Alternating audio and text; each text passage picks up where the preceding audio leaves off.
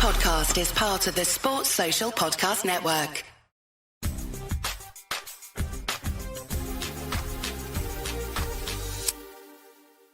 Hello and welcome back to the Dunbar End podcast with myself, Jack Harris, joined as ever by Hibs Observer editor Patrick McPartlin. There's a lot to discuss on this week's episode after a historic win at Celtic Park. Hibs are recording their first victory since 2010 against reigning champions Celtic.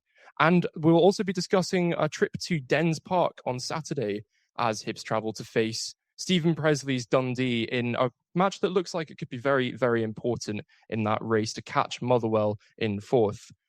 Firstly, though, Patrick and I, we wanted to talk about a little subscription drive we've been doing on social media, giving you, our subscribers and soon-to-be subscribers, hopefully, a chance to win 2 tickets to Hibs versus Kilmarnock on the 4th of April. All you have to do is subscribe to the Hibs Observer for £1 to get you 6 months of the best Hibernian FC journalism on the market. But don't take it from me, take it from the person who edits and runs it all. Patrick, why should people subscribe?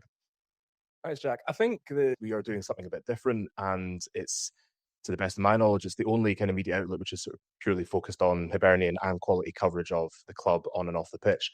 I think that, just doing a little bit different to what other outlets are doing. If you look at some of the tactical analysis we're doing with Craig Nisbet or 9125 analysis, if you look at the just general analysis of games using StatsBomb and Wyscout data, the same that's used by football clubs around the world, and just sort of long reads, exclusive interviews, that sort of thing.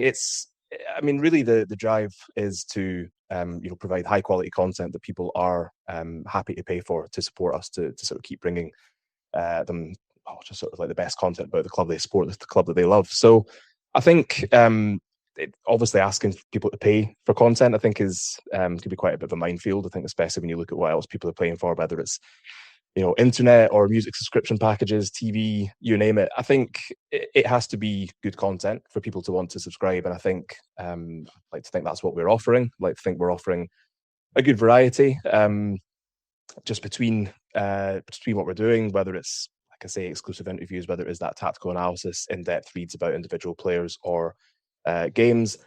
And I think that £1 for 6 months, it's quite a good kind of suck it and see idea. I think when you look at what people are being asked to pay on other media outlets for subscription model journalism, I think £1 for 6 months represents great value. But of course, very limited time deal. I'm just very hopeful that people see fit to give it a chance, see what we're doing, and see that we are doing something different. Absolutely. Well, if we have piqued your interest, do head over to www.hibsobserver.co.uk. You'll see a post there that gives you a rough example of some of the work that we do that Patrick's spoken about. And if it takes your fancy, we'd love to have you on board. And hopefully we'll see you at Hibs versus Kilmarnock on April the 4th. Let's get into a bit of conversation about the game at Celtic Park. There's a lot to talk about and a lot that we've both spoken about, or you've spoken about on the website. I am soon to speak about on the website. But I wanted to start, I think we both wanted to start with Kai Andrews. Now, we were both at Easter Road for Hibs versus Rangers when Kai had his sort of unexpected debut, coming off for an injury to Miguel Chaiwo, I think. And at least for what struck me was just how composed. I mean, obviously a very, very young player, but has some experience in the Scottish Premiership, but looked a player who had far more experience and just a real sort of sense of composure against the top team. And I think with his 15-minute cameo at the end, that's more or less what we saw yesterday. Would you agree? Not yesterday. When was the game? Sunday. Yeah, I think it's always difficult when teams sign sort of younger players, sort of 19, 20 from the English Premier League and the Championship, because there's not really a middle ground. It's either they come up here, they hit the ground running, they're a great success, or they don't really make much of an impact. And we've spoken before about the differences between Scottish football and English football. We've seen, I suppose your perfect example is somebody like Nectar Triantis coming up from Sunderland for his second loan spell. Obviously, the first one was a bit hit and miss, but the second loan spell, he was a revelation. You see what it did for him, what it did for Hibs. But then you also get players who come up who maybe don't sort of adapt to the intensity. They don't maybe settle as much in Scotland, or they just isn't a style of football that suits them. I think bringing up someone like Andrews, he hasn't had an awful lot of sort of first team experience. He is still only 19. has had that sort of brief spell with Motherwell. But, we've seen again youngsters coming up from down south who've had previous loan spells that have been moderately to broadly successful, and then for whatever reason it just doesn't work out. And I think that when you consider part of the reason he was brought in was presumably the injury to Josh Mulligan, and Joe Newell's kind of ongoing injury problems as well, and his sort of fight to get back to full fitness, then it's quite a big ask for somebody like that to come in and really make an impact. And as you mentioned, his debut against Rangers, he came on, he plays sort of 80 plus minutes, looked really assured, looked really composed, wasn't fazed by the occasion. I think we saw that again against Celtic. I mean, the goal aside, it comes on at a time when Celtic have just gone down to 10 men. There is probably a little bit of onus on Hibs to kind of throw caution to the wind a little bit and just, think there is sort of 3 points in the offing here. And, I think he played a big part in them getting the win, not just with his goal, but just, that sort of extra drive, that extra kind of, energy in midfield. And I think really kind of hammered home David Gray's point about the team that finishes, never being the team that starts, and just how important subs are and the impact they can have off the bench. And he'll be someone who, will want to start games, and it's a nice headache for Gray to have. But whether he's coming off the bench, whether he's starting games, I think he's somebody who you can trust. You're going to get that dynamism from you, you're going to get that energy, and now apparently a goal threat as well. Yeah, and when you talk about the composure, I mean, you have to take the caveat that it was only 15 minutes. It was against a team that had gone down to 10 men. But looking at the accuracy, I mean, I don't think he misplaced a pass, if my stats are correct. Obviously takes the goal really well, but involved in a lot of the build-up play whenever Hibs were looking to do something good. I mean, recoveries too. I mean, the one that stands out and didn't end up coming to fruition, but there's a bad distribution from Kasper Schmeichel, and Andrews is the first one to get there. What's always struck me from what we've seen of Kai Andrews so far is just his positional sense, that he's a 19-year-old player, but almost has this innate ability to know exactly where to be in a situation. And when you combine that with that composure, then I think I was very impressed by Miguel Chaiwa at Celtic Park, but he hasn't always had that composure. And sometimes, he does 2 out of the 3 things really well. Mm-hmm. And then the third, just maybe it's that drive forward or taking the ball or a touch that it gets sort of 66%, but we're not seeing that 100 yet. I thought there was more of that at Celtic Park, but looking at a player like Andrews, I think he'll be really important going towards the split and beyond. But the question I wanted to ask you was, we talk about headaches and we talk about this sort of perennial headache that David Gray has with selecting a team at Hibs. What does the midfield look like from now, really, and what's your sort of preferred selection for that? I think it really depends on the game and the opponent. We've talked about Dan Barlasso, for example, and how he is sort of very effective in some games against teams who are maybe going to sit in a little bit. Maybe doesn't quite have the same impact against teams that, will kind of be on the front foot, will press Hibs. We look at how he performs against the top 4 teams. There's maybe some sort of questions about his suitability for those sort of games, but still think, David Gray's reasoning at the moment is that he does want to try and include him because, he just has that, that passing range, his use of the ball. And, with Miguel Chaiwa, I think it's having somebody in there who's kind of he's got a bit of the defensive side of things. He's got a bit of that box to box. He's a bit of a kind of all-rounder. I know Hibs sort of see him as long-term being a number 6. At the moment, I think, the understanding or the belief is that he maybe doesn't quite have the set of skills for that at this moment. He is still young. I think he's still 21, 22 at the most. So he has got a lot of learning to do, but I think, it's having that energy in there. I mean, you saw his goal against Legia Warsaw. You see some of the runs he was completing against Celtic, and it's just it's about having that energy in there. And then somebody like Jamie McGrath in the number 10, just, who can sort of drop deeper just to form a midfield 3, who can support the attack, who can drift wide. And I think it really does depend on the opposition, how they're going to play, and I suppose about getting the right combination. It's not that long ago that Hibs had a number of central midfielders who were all broadly quite similar in playing style, and it was very difficult for the managers to really get a beat on who was going to work, because sometimes they were too similar, sometimes it did end up working. For instance, I don't think Joe Newell and Dan Barlasso can really play together. I think they're just sort of too similar profile. And then you look at somebody like Kai Andrews, and you still got Josh Mulligan to come back as well to remember. He's no sort of exact time frame on his return, but that's something else to think about going into the final few games of the season. And I think it really comes down to the fact that David Gray's thing is about having a bench of players who can come on, who can impact the game, who can pick up where the player they're replacing left off.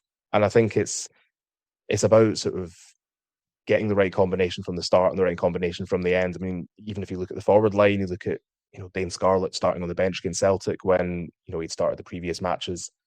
Ante Shuto as well coming off the bench. So I think it really depends on the opposition. It depends on the style of game. It depends on how the game's panning out as well. But I wouldn't like to be David Gray and the coaching staff. I just think it's really difficult because I think against Celtic, Barlaser, Chaiwo and McGrath, the three midfielders that started, all performed very well. You've then got Andrews coming off the bench, making quite a big impact in that 15-minute spell, scoring the goal. Got Josh Campbell as well, who can kind of fit into that kind of attacking midfield role. We saw that against Celtic when he came on. He sort of sat behind the strikers. McGrath went out to left wing back. So I think it's up to the coaching staff really to decide on a combination, a blend that works. And I think we've seen examples of it working really well this season. We've seen examples of it not working very well. But I think as Andrews sort of as he gets up to speed, I think he's probably there already. Having somebody like him either from the start or off the bench it's almost like a cheat code. I think just because of that energy, the fact that he can play a sort of more advanced role, he can play that box to box role, or he can play a little bit deeper. So I think it's really about having it comes back to that dual position thing that David Gray loves going on about having these players who can play in more than one position, that you can change things mid game without necessarily having to make substitutions. You can swap players around in games. So it's a tough one. As you sort of suggested, does a 50-minute cameo mean a player should get a start even if they have scored a goal and ended a 16-year winless run at a difficult venue, or do you not tinker with a winning team? Well, you make a compelling case for him, but like you say, there are great options in the medicine cabinet, and there'll be a lot to puzzle over coming up to Saturday's game for David Gray, choosing a team to go to Dens Park. It's not always been the happiest hunting ground for Hibs, I think it's fair to say. I mean, we started off the season seeing a 2-1 win. I think it was a Kieran Bowie double in the first half, but then it just seemed like the game petered out ever since Dundee got that goal.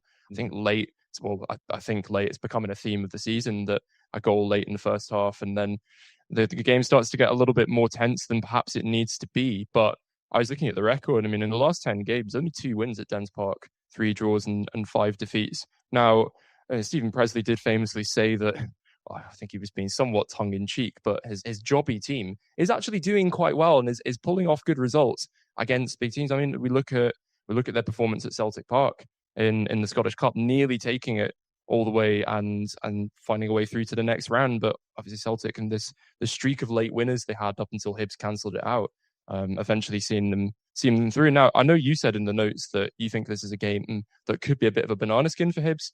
I wanted to... Is it an opportunity to build on something? I think it is, because looking at sort of 6 points from 2 games, and there's a chance to make that 9 at Dens Park. Now, you'd think on paper that Hibs would have a very, very good opportunity to do that. But I wanted to think about where, no pun intended, where the slip-ups could be, and why you're sort of picturing this as a bit of a banana skin for them. I think you said it there. It has been a venue which Hibs have struggled in recent seasons. I mean, even the 4-1 defeat in David Gray's first full season as head coach. I mean, that was probably as bad as I've seen Hibs play. I mean, granted, they had a man sent off sort of 12 minutes into the game, but it was just like a really abject performance. And yeah, it's just I think there are certain venues, I mean, you have bogey teams who you struggle against, and then I think there may be some venues that you struggle with as well. And I think that Dens Park just sort of feels like one of those venues for Hibs.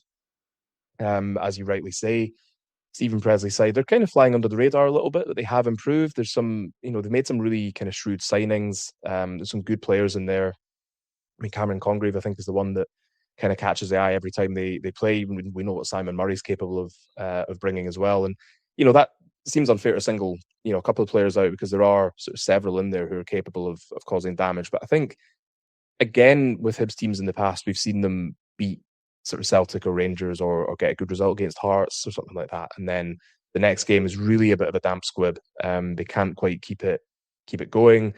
They, it's maybe almost a little bit of overconfidence because they have recorded such a good victory in the previous game that there's almost an air of complacency of, not quite just turning up, but just thinking that, this game will be much easier because it's, a quote marks lesser, close quote marks, opposition.